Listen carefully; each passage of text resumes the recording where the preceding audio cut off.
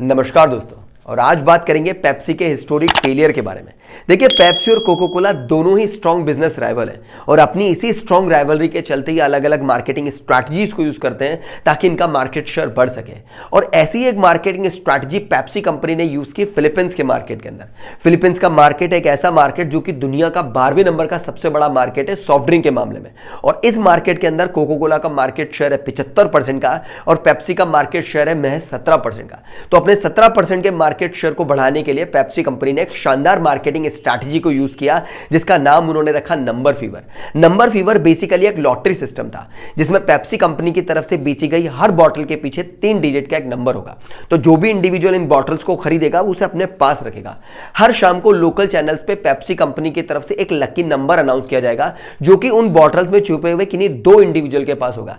जिन individual के पास वो lucky number होगा उन्हें मिलियंस ऑफ रुपीज मिला करेंगे। क्योंकि फिलीपींस की जीडीपी उस टाइम काफी डाउन ट्रैक चल रही थी, लोगों के पास जॉब नहीं था, फाइनेंशियल क्राइसिस थी, इसलिए काफी अच्छा मोटा पैसा कमाने के लिए पेप्सी कंपनी की नंबर फीवर स्ट्रैटेजी उनके लिए एक बहुत बड़ी अपॉर्चुनिटी थी।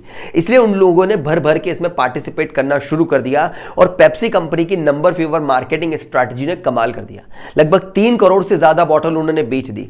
17% का मार्केट शेयर 40% हो चुका था और पेप्सी कंपनी की मार्केटिंग कैंपेनिंग नंबर फीवर दुनिया की सबसे सक्सेसफुल मार्केटिंग कैंपेनिंग बनती चली जा रही थी।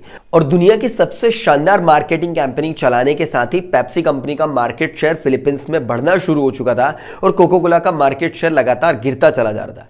लेकिन किस्मत को पेप्सी के लिए कुछ और ही मंजूर था। 25 मई 1992 पेप्सी कंपनी की इस चल रही मार्केटिंग कैंपेनिंग में एक डिजास्टर फेलियर हो गया।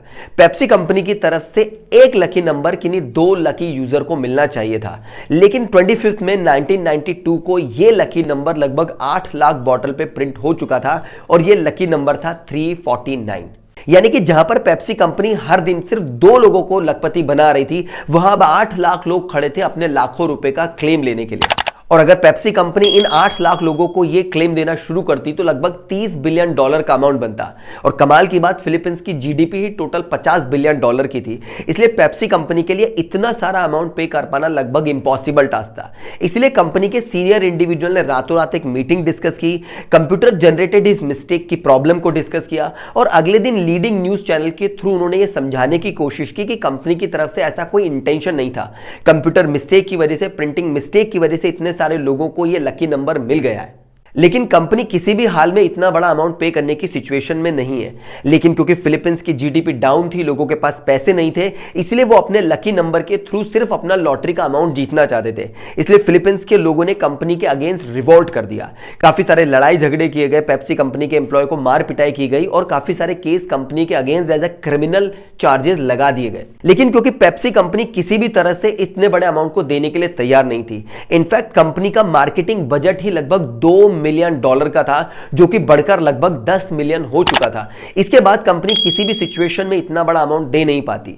बहरहाल समय निकलता चला गया, बातें टलती चली गई और धीरे धीरे फिलीपींस के लोग कंपनी के इस मार्केटिंग स्ट्रैटेजी को भूलना शुरू हो चुके थे।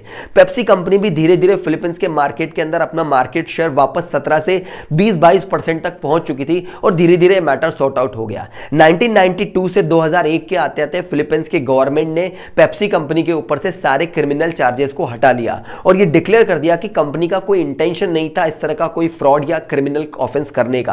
कंपनी की कंप्यूटर मिस्टेक की वजह से और प्रिंटिंग मिस्टेक की वजह से 8 लाख लोगों के पास ये लकी नंबर पहुंचा और कंपनी के ऊपर से क्रिमिनल केस को हटा लिया।